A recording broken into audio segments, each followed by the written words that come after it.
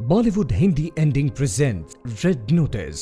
इसकी शुरुआत होती है आज से हजारों साल पहले इजिप्ट में पीरो के अंदर। नीरो पैट्रन वो काफी ज्यादा सुंदर थी और जिस बंदे से उसकी शादी होने वाली थी उसने उसे एक नायाब तोहफा दिया था जो थे 3 अंडे। इन पर बेशकीमत नक्काशी की गई थी और ये दिखने में काफी सुंदर थे और धीरे धीरे समय गुजरता गया और ये अंडे इतिहास के पन्नों में खोकर रह गए। अब करीबन 2000 साल बीत चुके हैं इस बात को। इस वक्त किसी खुदान को खुदाई में 2 अंडे तो मिल जाते हैं मगर तीसरा अंडा कहाँ है ये किसी को भी खबर नहीं होती। उधर हम एक और थीव को भी देखते हैं जो इसी अंडे की हूबहू बिल्कुल सेम टू सेम दिखने वाली कॉपी बना रहा होता है, क्योंकि ब्लैक मार्केट में एक बात फैल चुकी थी कि इजिप्ट के बिलियनेयर की बेटी की शादी होने वाली है जो कि शादी के वक्त अपनी बेटी को इन्हीं 3 अंडों का गिफ्ट देना चाहते हैं। एंड इज द रीजन ये चोर इस नकली अंडे को क्रिएट कर रहा होता है, जिसके बाद सीन शिफ्ट होता है रोम पर और यहीं पर हम हमारे लीड कैरेक्टर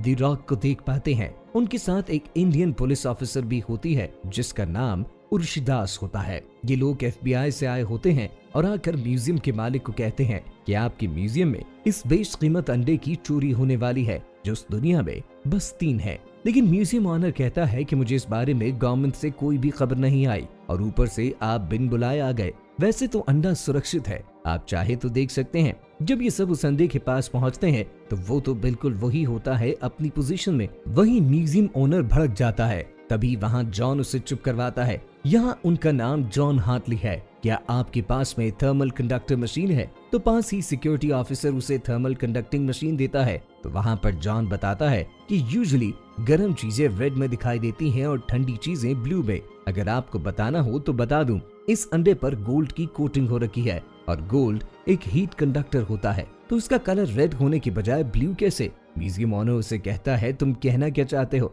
ये अंडा नकली है। और वहीं जॉन दूध का दूध और पानी का पानी कर देता है। जॉन के पास है मौजूद बच्चे की कोल्ड ड्रिंक जो उस पर लेकर अंडे पे डाल देता है जो कि एक सिंथेटिक फाइबर से बना होता है और उसी वक्त वो पिघल जाता है और उसकी सच्चाई सामने आ जाती है। उसी वक्त उर्वशी कहती है कि सारे के सारे बाहर जाने के गेट्स बंद कर दिए जाएं। इस बात को सुनकर दूसरा लीड कैरेक्टर यानी कि लॉन बोथ वहां से भागने की कोशिश करता है। सभी पुलिस वाले उसे पकड़ने की कोशिश करते हैं मगर वो इतना चालाक होता है कि अपने पीठ के पीछे बैग में इस छोटे से अंडे को डालकर नए रास्तों से भागता रहता है। बेसिकली नॉलन बर्थ इस पूरी दुनिया का नंबर 1 आर्ट थीव होता है जो हर चोरी को एक नायाब तरीके से चुराता है। इसका मकसद उसे बेचकर पैसा कमाना नहीं बल्कि नायाब चोरी करके अपने आप को सबसे महान साबित करना होता है। अब यहाँ पर जॉन को बोथ की खबर बिशप से मिली थी। बिशप जो खुद भी एक आर्ट थीव होती है और बिशप ने ही खबर इंटरपोल में फैलाई थी कि आज के दिन नॉलन बोथ में इस बेशकीमती अंडे की चोरी करने वाला है। यही नॉलन बोथ भागते भागते ऐसी कई थिंग्स करने लगता है जो काफी फनी होती हैं। एट द एंड वो पास ही खड़े एक इंसान की साइकिल लेकर भागने लगता है जिसे पकड़ने के लिए जैसे ही जॉन अपनी लैम्बोर्गिनी में बैठता है तभी पास आती एक वैन उससे टकराती है और नए नवेली कार का वहीं बेड़ा गर्क हो जाता है, जिसके बाद सीन शिफ्ट हो जाता है बैली में और यहाँ पर हम देख पाते हैं कि नॉलन बोथ का खुद का एक शानदार टापू है, बहुत बड़ा फार्म हाउस होता है और हाँ यहाँ पर जॉन ऑलरेडी उसका वेट कर रहा होता है। फिर वो उसे गिरफ्तार करने से पहले उसके बारे में उर्वशी को बताता है। बचपन से ही 13 साल की उम्र से ही नॉलन बोथ ने दुनिया का सबसे कामयाब चोर बनने की ट्रेनिंग शुरू कर दी थी। ऐसी काफी बड़ी बड़ी चोरियां की जिन्हें करना बिल्कुल नामुमकिन था, लेकिन ऐसा करने के पीछे उसका मकसद पैसा कमाना न था बल्कि अपने पिताजी की नजरों में अपनी इमेज को सुधारना था। नॉलन कहता है कि ये बात तुझे कैसे पता? तो जॉन कहता है कि मान ले मैं एक शातिर चोर हूँ और तू सियाना चोर, इसीलिए हर चोर को तो दूसरे चोर की खबर रहती है। जिसके बाद पूरी FBI टीम नॉलन के हाथ पर हथकड़ी लगाकर उसे पुलिस कस्टडी में ले जा रहे होते हैं। इसी बीच प्रविशी जॉन को कहती है कि जिस गाड़ी में नेपोलियन जा रहा है उस गाड़ी में अंडा रखना ठीक ना होगा, इसे तुम लेकर जाओ, नॉलन को मैं संभाल लूंगी। जब जॉन अंडे को गाड़ी में रखकर गाड़ी में बैठ ही रहा होता है कि पीछे से कोई दूसरा चोर आकर उस अंडे को बदल देता है, जिसके बाद अगेन सीन शुरू होता है रूम में जहाँ जॉन से मिलने उर्वशी आती है जो कहती है कि क्या बात है, तुम तो यहाँ से बाहर जाने की तैयारी में हो, कहाँ जा रहे हो? जॉन बताता है कि मैं दुबई जा रहा हूँ। तो उर्वशी कहती है कि जाने से पहले जो जरा तुमने मुझे दिया था वो एक बार देख लो। तो जॉन कहता है कि इस अंडे को म्यूजियम में होना चाहिए, ये तुम्हारे पास क्या कर रहा है? उर्वशी इस अंडे को तोड़ देती है और कहती है ये तो नकली अंडा है, और असली अंडा तो मैंने तुम्हें दिया था। अब तुम बाहर जा रहे हो, इसका मतलब इस अंडे की डील तुमने किसी और के साथ कर ली, जिसका पता हमें तुम्हारे बैंक अकाउंट से पता चला, जहां आज ही 80 लाख ट्रांसफर हुए हैं। अब बिना सबूत और अपनी सफाई न देने के कारण पुलिस उसे अरेस्ट कर लेती है और सीधा रशिया ले जाती है, जहां उसे जेल में डाल दिया जाता है। अगेन उसकी मुलाकात नेवलिन से होती है। नेवलिन उसे पाकर काफी खुश होकर कहता है, क्या बात है हीरो, तू भी आ गया। कोई बात नहीं, चल हाथ तो मिला ले। जॉन उसे कहता है कि तुमने मुझे डबल क्रॉस किया है, तो नेवलिन कहता है कि तू खुद डबल क्रॉस हो गया है। वैसे उड़ती उड़ती ब्लैक मार्केट से खबर आई है कि इजिप्ट का ब्रेलन अपनी बेटी की शादी पर उसे एक नायाब तोहफा देना चाहता है, उन्हीं 3 अंडों का जो आज से करीब 2000 साल पहले क्लियोपेट्रा के पति ने उसे दिया था। और क्या तू जानता है कि उस ब्रेलन की बेटी का नाम भी क्लियोपेट्रा ही है? वो कहता है, मुझे पता है दूसरा अंडा कहाँ है। जॉन कहता है, तो बता दूसरा अंडा कहाँ है, क्योंकि हो सकता है कि शातिर चोर जिसने पहला अंडा तुझसे और मुझसे चुरा कर पुलिस में फंसा दिया, वो दूसरे अंडे की ताक में जरूर जाएगा। नेवलिन बताता है कि वो दूसरा अंडा वेलेनिसिया के आम डीलर के पास में है। इसका नाम है सॉटोवेचे और उसके हाथ की पकड़ इतनी मजबूत है कि वो हर किसी को गला घोंटकर हाथ से ही मारना जानता है।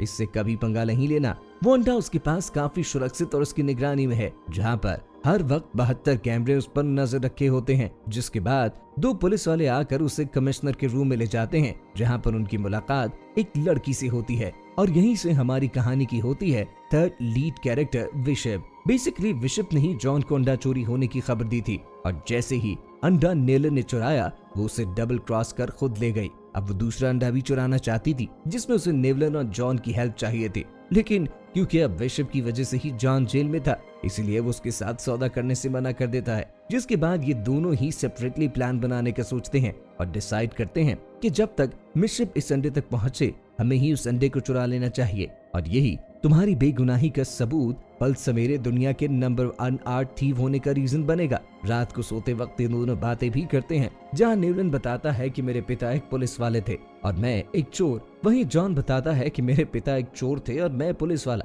लेकिन हमारी कभी नहीं बनी। नेवलिन भी कहता है कि मेरी और मेरे पिता की भी कहीं नहीं बनी। बचपन में मेरे पिता की घड़ी गायब हुई थी, उन्हें लगा मैंने चुराई है। तब तो 1 साल गुजर गया, उन्होंने मुझसे कभी बात नहीं की। ऐसा लग रहा होगा मैं कभी घर पे था ही नहीं। एक दिन उनकी घड़ी मिल गई तो मुझसे बात करने की कोशिश करने लगे, लेकिन फिर मैंने उनसे कभी बात नहीं की। बस फिर क्या था, इन्हीं बातों ने मुझे अंदर ही अंदर एक गुनाहगार बना दिया। वहीं पर सीन शिफ्ट होता है नेक्स्ट डे, जहां इन्होंने रशिया की जेल से भागने की प्लानिंग बना ली थी 3 स्टेप में। स्टेप नंबर 1, लोगों का ध्यान बटाओ, जहां पर वो साबुन को कपड़े धोने वाली मशीन के अंदर डालकर उसमें प्लास्टिक और लोहा डाल देते हैं, जिससे वहां जोर का ब्लास्ट हो जाता है, जिससे सब लोग डिस्टर्ब हो जाते हैं। दूसरा स्टेप था एडवांस प्लानिंग, जिसमें नेवलिन ने पुलिस वाले का कार्ड चुरा लिया था दरवाजा खोलने के लिए। और नेक्स्ट स्टेप था दीवार के पत्थरों को तोड़कर वहां से भाग जाना। लेकिन जॉन को ये प्लान पसंद नहीं आता। जॉन कहता है, पास में हेलीकॉप्टर खड़ा है, क्यों ना उसकी तरफ जाया जाए। अब ये दोनों जूं ही हेलीकॉप्टर की तरफ जाने लगते हैं तो पीछे से पुलिस वाले उन पर धड़ाधड़ गोलियां बचाना शुरू कर देते हैं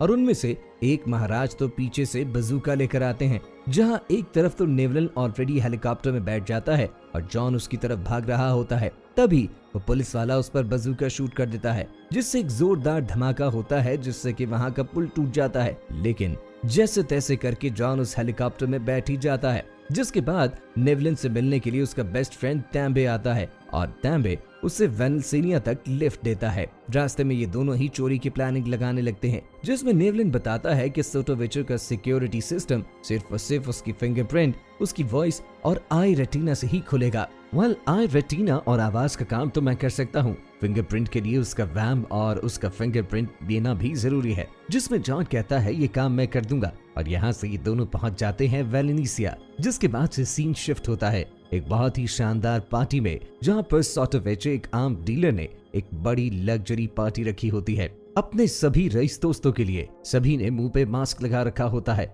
जिसमें जॉन भी सूट बूट पहनकर वहां पहुंच चुका होता है। तभी हम नेवलिन को भी देखते हैं जो वहां पर वाइन सर्व कर रहा होता है। तभी उन दोनों की नजरें पड़ती हैं बिशप पर, जो कि यहाँ पर दूसरे अंडे की चोरी के लिए पहुंच चुकी होती है। यहाँ पर अब उस अंडे के लिए इन तीनों की ही फाइट होने लग जाती है, जो कि इस मूवी की one of the best fight थी। कभी ये दोनों बिशप पर भारी पड़ रहे होते हैं तो कभी बिशप इन दोनों की चड्डी बड्डी एक कर रही होती है। लेकिन उस वक्त तक सोटोवेटो को भी पता चल चुका होता है कि उसकी जेब से उसका फोन गायब है और उसकी तिजोरी के अंदर कुछ न कुछ तो हो रहा है। तभी वो अपने सभी सिक्योरिटी गार्ड्स के साथ पहुंच जाता है और इन दोनों को बंदी बना लेता है। तो जवाब में जॉन कहता है कि हम चोर नहीं हैं, चोर तो वो है, इसने बिशप के साथ ऑलरेडी सौदा कर लिया होता है। वो कहती है मेरे पास ऑलरेडी एक अंडा है, अगर तुम चाहो तो मैं तुम्हें दे सकती हूँ, जिससे तुम्हारी कलेक्शन में 2 अंडे हो जाएंगे और तीसरे अंडे का पता ये नेवलिन हमें देगा। जिसके बाद सोटोवेचो इनको वेलनीसिया के बुल फाइट जमीन के नीचे ले जाता है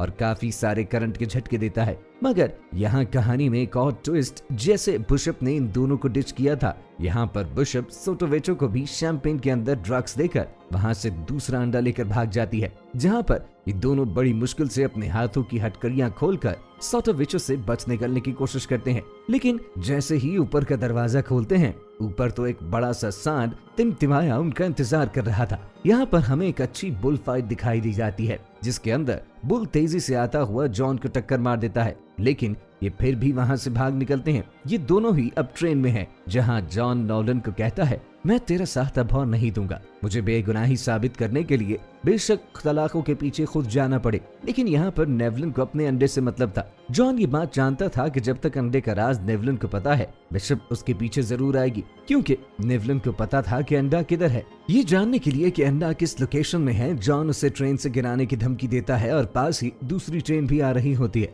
तो अपनी जान न गंवाने के चक्कर नेवलिन जॉन को सब कुछ बताने के लिए तैयार हो जाता है और बताता है अफ्रीका के जंगलों में ही तीसरी लोकेशन है जहां हमें तीसरा अंडा मिलेगा। ये बात कई साल पुरानी है। तुम्हें याद होगा कि मैंने तुम्हें अपने पिता की कहानी सुनाई थी, जिनकी घड़ी उनको काफी पसंद थी। एक्चुअली ये घड़ी हिटलर के आर्ट कलेक्टर्स की थी, अडोल्फ की थी। कई साल पहले हिटलर का आर्टवा कलेक्टर अडोल्फ बर्लिन से अफ्रीका तक एक जहाज पर आया, जिसमें तकरीबन 16 टन एंटीक सामान था, साथ ही बंकर बनाने के सारे औजार, और वो हमेशा इस घड़ी को पहना करता था। मेरे पिता ने उस घड़ी को एक ऑक्शन से खरीदा था। जब ये घड़ी गुम हुई तो उन्होंने मुझे काफी घड़ी गोटी सुनाई थी और साथ ही बोर्डिंग स्कूल भेज दिया था। जब मैं बोर्डिंग स्कूल से वापस आया तो सबसे पहले इस घड़ी को तोड़ फेंका, लेकिन घड़ी के टूटने के बाद पता चला उस जगह की कोऑर्डिनेट्स जहां पर वो बंकर बना था और उसके अंदर हिटलर का पूरा आर्ट कलेक्शन था। ये दोनों बिना समय वेस्ट किए पहुंच जाते हैं अमेज़न के घने जंगलों में और घड़ी के कोऑर्डिनेट्स को फॉलो करते हैं। ये उस बंकर के ऊपर तक पहुंच जाते हैं, जिसके बाद जॉन अपनी फौलादी ताकत से उस दरवाजे को खोल देता है और ये दोनों उस बंकर के अंदर पहुंच जाते हैं। यहाँ पर हो जाता है अगेन चमत्कार, यानी कि बिशप ऑलरेडी ही उनका पीछा कर रही होती है, क्योंकि वो जानती है कि जब मैं इनको छोड़कर जाऊंगी तो ये दोनों तीसरा अंडा ढूंढने जरूर जाएंगे, इसीलिए वो उनका पीछा करती है। कहानी को ट्विस्ट देने के लिए बिशप का पीछा करते करते उर्वशी दास भी अपनी पुलिस टीम के साथ वहाँ पहुँच जाती है। अब यहाँ इस अंडे के पीछे काफी फायरिंग शुरू हो जाती है। तभी ये तीनों मौका पाकर वहाँ से हिटलर की पुरानी कार के अंदर बैठकर निकल जाते हैं। ये कार 3 इंच मोटी स्टेनलेस स्टील से बनी थी, जिस पर गोलियों का कोई असर नहीं होता। अब यहाँ पर फास्ट एंड फ्यूरियस 6 की तरह ये लोग अमेज़न की सुरंग से भाग रहे होते हैं और इनके पीछे पुलिस वाले होते हैं। अब यहाँ अपनी गाड़ी को फुल स्पीड में भगाकर सामने के झरने से लॉन्ग जंप लगा देते हैं और पुलिस वालों को चकमा देते हैं। लेकिन तभी थोड़ी देर बाद जब नेवलिन बाहर निकलने लगता है तो वो देखता है कि अभी तक जॉन पानी से बाहर नहीं आया, कहीं वो पानी में डूब तो नहीं गया। इसीलिए वो बिना अंडे की फिक्र किए उसे वहीं पे रखता है और पानी के अंदर आ जाता है। तभी जॉन पीछे से आता है और वो कहता है कि तुम मुझे ढूंढ रहे थे, मतलब तुम मेरे लिए इस अंडे को भी यहाँ तक रख दिया। यहाँ तक पानी से बाहर बिशप भी आ जाती है, जहाँ पर नेवलिन कहता है बिशप तुमने हमें खूब घुमाया, अब बारी है तुम्हारे जेल जाने की। तभी यहाँ पर कहानी का सबसे बड़ा प्लॉट रिलीव होता है और हमें पता चलता है बिशप और जॉन तो एक ही टीम से होते हैं और जितनी भी चोरियां नेवलिन ने अपने दम पर करी थी, ये लोग उसे फॉलो करते करते इन्हीं तीनों अंडों तक पहुंच चुके थे। काफी बड़ा धोखा मिल गया बंदे को, जहां पर उसके हाथ बांधकर अपनी नई जिंदगी की शुरुआत करने निकल जाते हैं। जिसके बाद सीन शिफ्ट होता है कैरम में, जहां पर वो बिलियनेयर अपनी बेटी की शादी की तैयारी कर रहा है और शादी में उन्हें 3 अंडों का गिफ्ट अपनी बेटी को देता है। इन 3 अंडों को देखकर गैटलिब बटेरा काफी खुश हो जाती है, लेकिन यहाँ उसकी शादी में आया होता है एक शरण और अपना फेवरेट गाना परफेक्ट गाने लगता है, I found love। मगर यहाँ पर उन्होंने इस बिलियनियर को भी डबल क्रॉस किया होता है और उर्वशी को इन 3 अंडों की खबर दे दी होती है, जहाँ पर आकर उर्वशी सबसे पहले बिलियनियर को अपनी कस्टडी में लेती है और उसकी बेटी को और साथ ही शरण को भी साथ ले जाती है। That was a funny moment। एक तरह से उन्होंने 30 करोड़ भी अपने पास ले लिए होते हैं और साथ ही इल्जाम भी अपने ऊपर नहीं आने देते। स्मार्ट चोर, जहां पर ये दोनों अपना टाइम स्पेंड करने के लिए अपनी जिंदगी जीने पहुंच जाते हैं सर्डेनिया में। लेकिन उनको यहाँ कौन मिलता है? वही उनका पुराना साथी नावलन बॉड, और कहता है खाली तुम ही छुपी जगहों पर पहुंच सकते हो, मैं नहीं। जिस तरह उसने बिलियनियर को डबल क्रॉस किया, समझ लो मैंने भी किया। जब तुमने मुझे हाथ बांधकर वहां छोड़ दिया था तभी वहां पे उर्वशी आई थी, लेकिन मैंने उन्हें तुम्हारी लोकेशन बता के बदले में अपने आप को छुड़वा लिया। और ये भी उसकी एक चाल थी। यहाँ पर ये भी डबल क्रॉस कर देता है बॉस को और कह देता है कि मेरे पास में एक और चोरी है जिसमें अकेला काम नहीं आऊंगा, मुझे तुम दोनों की जरूरत है। अब चाहो तो पुलिस में जाकर अपने आप को इसके हवाले कर दो और चक्की पीसो, या मेरे साथ हाथ मिलाकर तीसरी चोरी में मेरा हाथ बढ़ाओ। और इसके साथ ही ये शानदार मूवी खत्म हो जाती है। इस मूवी के पोस्ट क्रेडिट सीन में हम देखते हैं कि उर्वशी दास ने इन तीनों के लिए ही रेड नोटिस जारी कर दिया है, जहां ये तीनों ही अपनी अगली चोरी के लिए पेरिस पहुंच जाते हैं। और शानदार सस्पेंस के साथ ही ये मूवी यहीं खत्म हो जाती है।